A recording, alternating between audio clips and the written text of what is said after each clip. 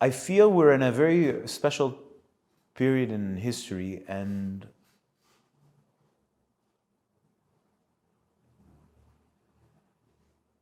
like the very epoch we're in, and things that people criticize that are very sensorial and they just want to feel sensations and they just want stimulation and whatnot. So if that's the case, there's no point in criticizing it. If you want to discover something greater, therefore you have to give a greater experience. And I don't believe that people are buying into anymore those less and less, and it's an old paradigm from another age, right?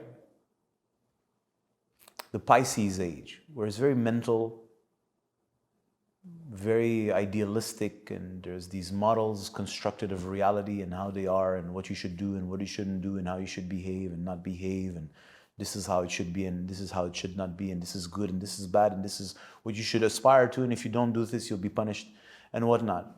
I'm not here to judge, I'm just saying there's a shift in the minds, in the collective minds, and people, due to where we're at in the development and time of the disease, now they're addicted to sensations. And the sensations that mental deprivation used to give, they don't want anymore. This is old.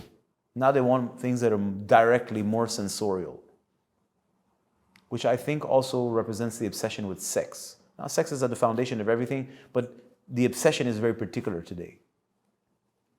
And I feel that there's a shift, dare I say, I don't like to use the word spiritual, in the spirituality of people, because people want what they can feel. They don't want concepts, they want to feel. If your Coca-Cola is better than their Coca-Cola, they're going to go for the better Coca-Cola. It doesn't matter if you say that Coca-Cola is ethically better. At the end of the day, they don't really care. They want what gives them the best high. This is the age we're in. People are junkies. And they like a specific kind of junk. So I feel that we're going towards a new age. This is obvious.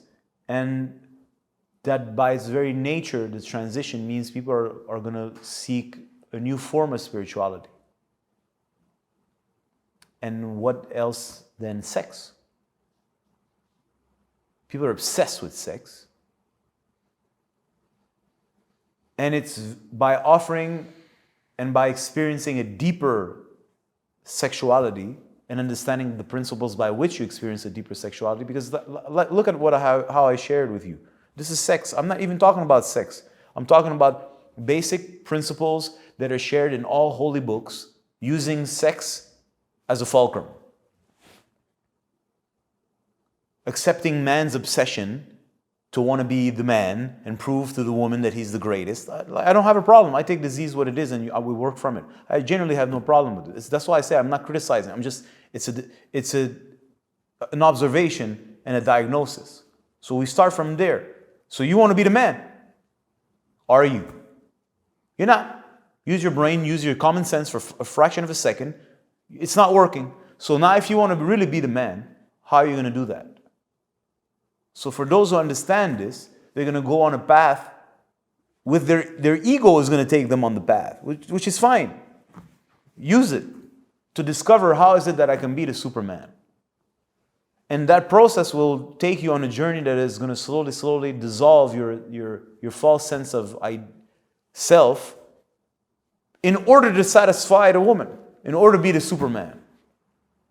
Anyways, I'm merging a bunch of things because your minds are just very mergy. The point of what I'm trying to say is that it seems and it feels to me that the new spirituality is sexually based. One can say it's always been, but I don't want to go in that direction right now. And if you want to transform your life, is by having a more profound experience of yourself than the one you had before. And the concepts that one used to get attached to, they don't work no more. And in your relationship with a woman, as an emissary of transformation or change or empowerment, as a man who would like to pretend to be, you need to offer her a more profound experience of herself and of her sexuality than what she has experienced before.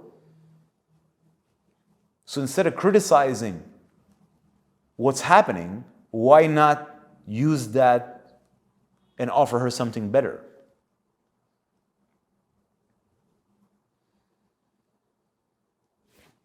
Yeah, she wants to have sex. Sure.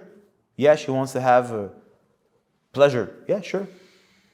Yeah, she can't find satisfaction. Yeah.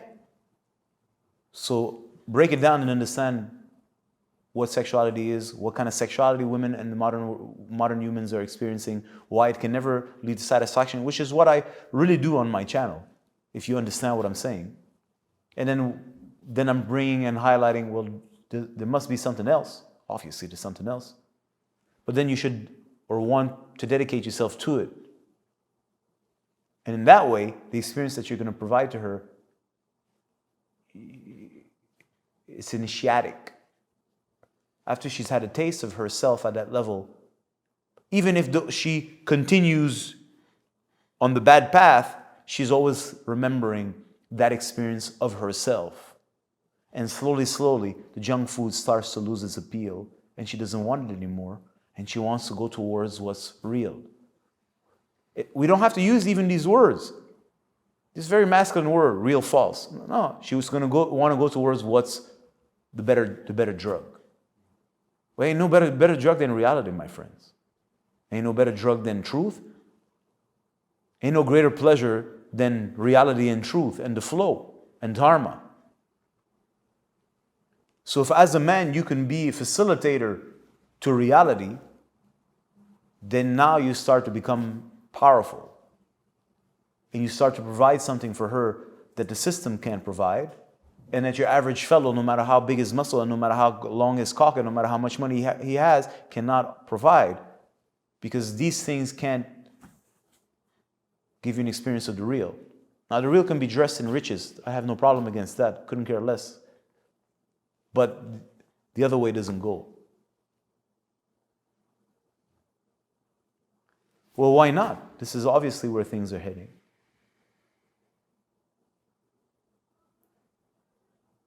If you consider like a brave new world, right? It's a technocratic society where people are technically slaves of their senses. Everything's controlled and monitored by a system. Kind of like now, but a little more advanced in the future where technology rules supreme and people are just having sex all the time. Why? Because there's nothing better in life than that. Everything that we do in society is, at the end of the day, to have sex. However, the sex that we're having isn't doing it. It does not work. But this is where the world is going. So if you embrace it and understand that, well, if this is not working, then there must be something else that exists in sex. Sex must be able to offer and provide a greater experience. And if you're courageous enough to go and follow that path, perhaps you'll find something. And instead of fighting what's happening, you can provide an alternative. Notice I didn't say solution because I ain't got nothing against what's happening. It is what it is.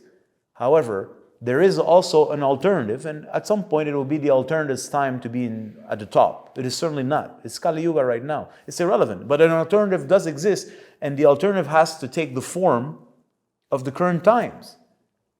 People are obsessed with sex. Nothing else provides them any kind of remotely any kind of other satisfaction. And even that sex doesn't work. But at least for an instant of a fraction of a second, they feel alive. Even if it's become like a drug. So when one takes the time to actually study sexuality and study this sexual behavior of people with a macro understanding, which is what I try very hard to do to the best of my capacity, you have to have a macro understanding to understand what's happening and what kind of sexuality, what's sexuality today. If you don't have a macro understanding, you think that's it. That's not it. That's sexuality in a certain context. And what's the outcome? Well, it's only leading towards more degeneration, death. So sexuality, we agree, is a creative power. So why is it only creating more suffering and more death? Because it's oriented in a particular direction. In other words, there must be an alternative where sexuality is pro-creative, for creation. In other words, for life. Now I'm talking about deep stuff. It's not mental, it's not conceptual. These are things that one has to experience within themselves. And you can't discover all this stuff unless you navigate through your mind and the psyche and the unconscious, at least to a certain degree. And one cannot travel into the unconscious realm unless they are guided. And I keep repeating that. And all these words have like troubleshoots. Like, no, it's like can't, right? But for those who have ears to hear or understand what I mean, you'll get it. So I don't believe in fighting against what is in the nature of our times. I embrace it. And I know, because I have the capacity to discern and see clear, because I feel sober, well, that's not working because it's based on constriction. It's based on a delusion. It's based on an obsession. It's based on an I-ness. Well, the sexuality exists also in a different context. So if you seek to have a deeper experience of yourself and life, why not utilize what it is that you're interested in, but be a vigilant, intelligent, sincere student and crack it open, instead of contending yourself with something that doesn't satisfy you in the least bit, no matter how much of it you consume. That's an invitation. And for me, this is very obvious. The future is exactly like the Brave New World said. Of course, it will not be like the book or the movie, but it's obviously going in that direction. And the more technology takes over, the less people have to live the way it used to be, and the more they're quote-unquote free to do whatever the fuck they want. And what do people want to do when they have nothing to do? Fuck. On drugs.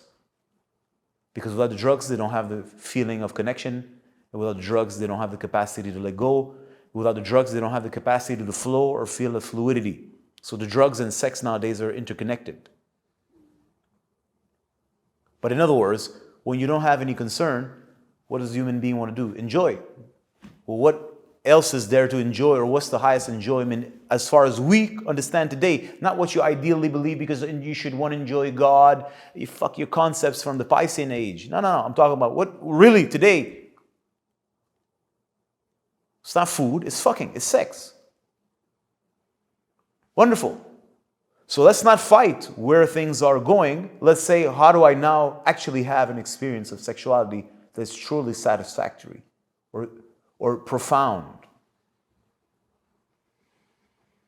And how do I learn that science?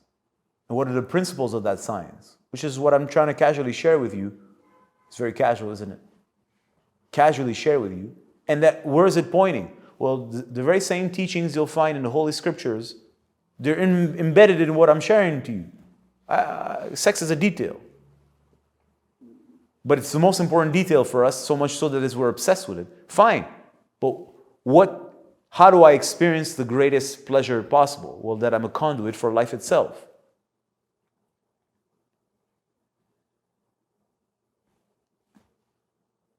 So how do I achieve that? How do I go towards that? So this is a quest few people will dare to embark on. For those of you who do, I salute you. For those who don't, well, you're doomed towards constriction, and the constriction is only getting more constricted.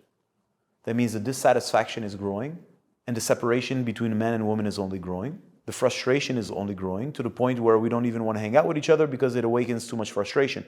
And we prefer to interface with one another via machines. This will only get more and more like this. I think it's pretty obvious to see.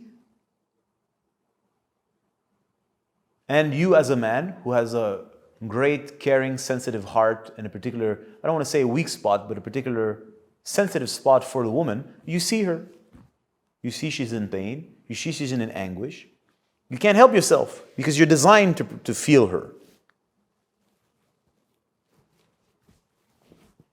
She's designed to feel the child. You're designed to feel her. So you feel her pain. And if you're sincere as a man, you want to help her, but you don't know how. So here you are spending your entire life trying to do all these things to make her life better, but it doesn't work. Once again, you need a macro picture, which is what I'm trying to share with you to the best of my capacity. It doesn't work. Because at the end of the day, she don't care about all the things that you're giving to her. She's looking for love, an experience of herself, in other words. And she's not finding it in the world, and you're unable to provide that for her or facilitate that for her. Well, that's on you. And when we speak about this, you're uncomfortable because it requires you to face an infinite ocean of unknown. And you don't like it because you like to pretend that you're the man, and you like to pretend that you're in control in your little fucking zoo as a slave at the surface of reality. And that's the issue, and that's why I talk like that. So no matter how many awesome conversations you are going to have on YouTube, endlessly churning the same bullshit subjects at the surface, you will never resolve the issue, nor are you even trying to resolve the issue, nor even trying to understand the issue, because you just like to masturbate at the end of the day. There's no other way to understand this. It says so in the holy book of the holy book. It's the start. Unless you as a man allow yourself to have heart for her